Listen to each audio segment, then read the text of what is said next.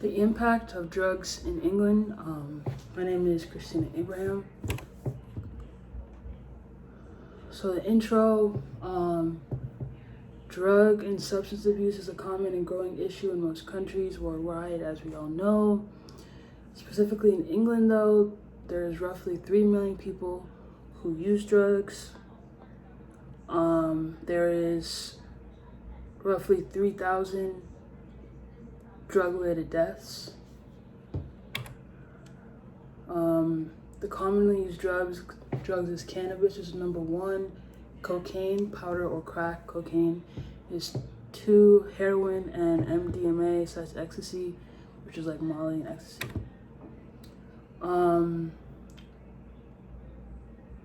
This is a graph basically explaining that the adults that are living in like low income households in England are more so likely to use drugs than those who are not. But at the same time, those who have more money might exploit that. So cannabis is the most common drug in England with over 2.3 million users, mainly because it's easily attainable. The age range begins around 16 years old. It can be seen as the better of two egos, but can also be seen as a gateway drug.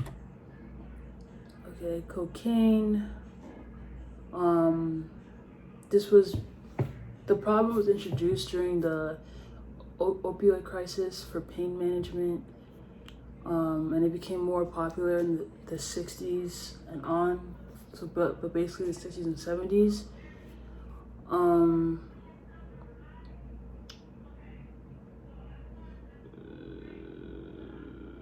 The age range usually starts around 18 years old. So heroin was definitely related to the opioid crisis. Started in the 1960s, and it was people call it an epidemic. Before 1960, over the age of 35 usually used it, but it became like opioids became a common drug for pain management.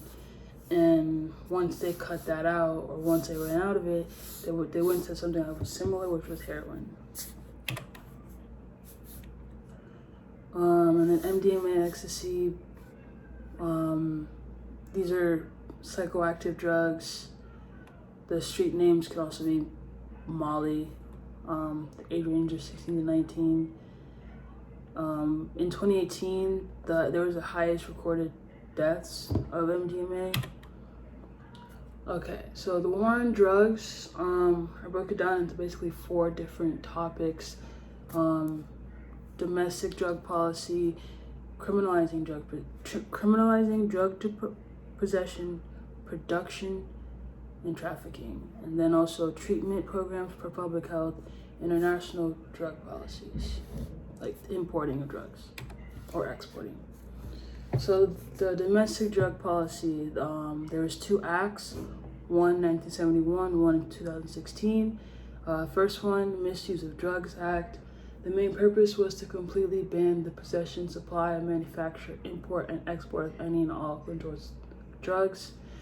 Because it wasn't that specific, in 2016, they came out with the Psychoactive Substances Act. This was to criminalize production of and sale of any substance that can be created as psychoactive effect.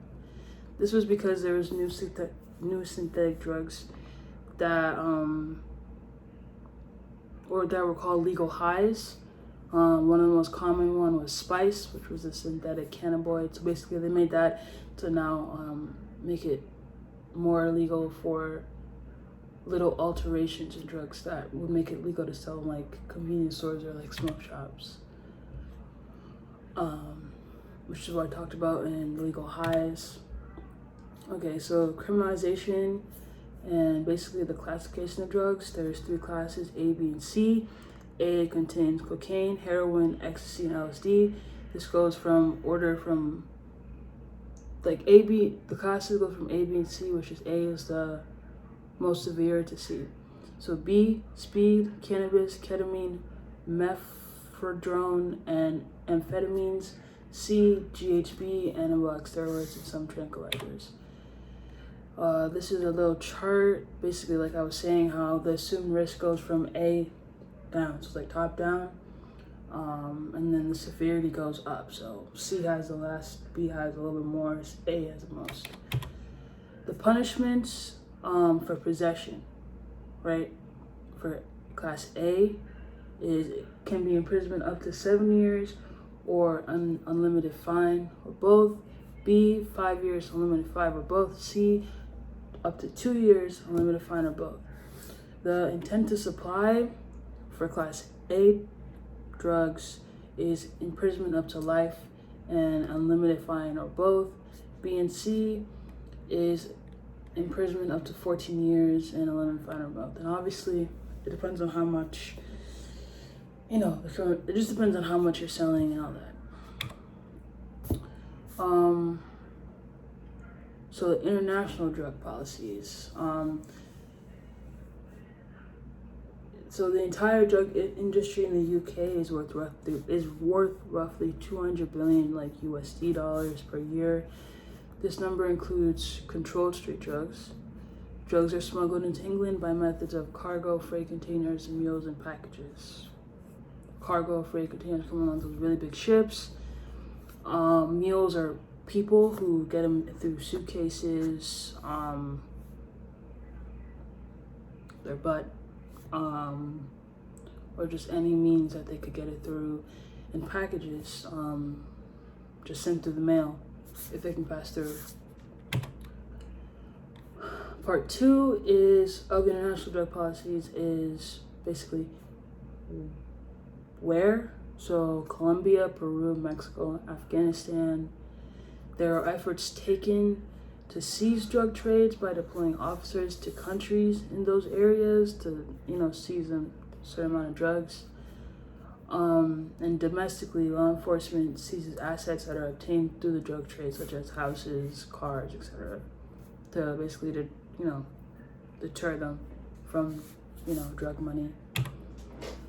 So the most common routes for the drugs listed. So basically, heroin mostly is exported out of Afghanistan, and it makes its way into England. Ecstasy comes from the Netherlands, which is a little closer. Cocaine comes from Colombia because it is one of the biggest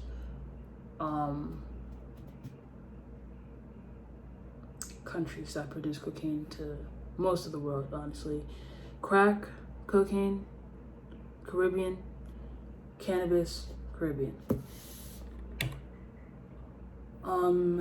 This is a little map showing where, which drug is most popular in which areas. So, for example, Wales has a lot of amphetamines. London has a lot of cocaine. Devon and Cornwall is heroin. Great Manchester, amphetamines. Basically, people could say that it depends on how society structures there. Basically, from lower to higher economic classes. Some drugs are more expensive and it's easier to obtain, and worse neighborhoods might have more heroin or amphetamines compared to others like cocaine. So punishment versus treatment. Punishment is basically for selling drugs, taking drugs, supplying drugs, you're going to jail. And treatment is basically you're taking drugs. You can be put into a drug program instead of going to jail, which could help out the person better. But the UK, specifically England, focuses on punishment instead of treatment. Even though that is the law in England, morally it would be more beneficial and acceptable if there was more drug programs for people to enter, which is what the US is trying to do, but we are still heavily on punishment over treatment. The conclusion, basically, the misuse of drugs is an increasing problem within the UK. Deterrence through criminalization is a method of choice, but is morally correct. Treatment should be promoted and widespread throughout the country.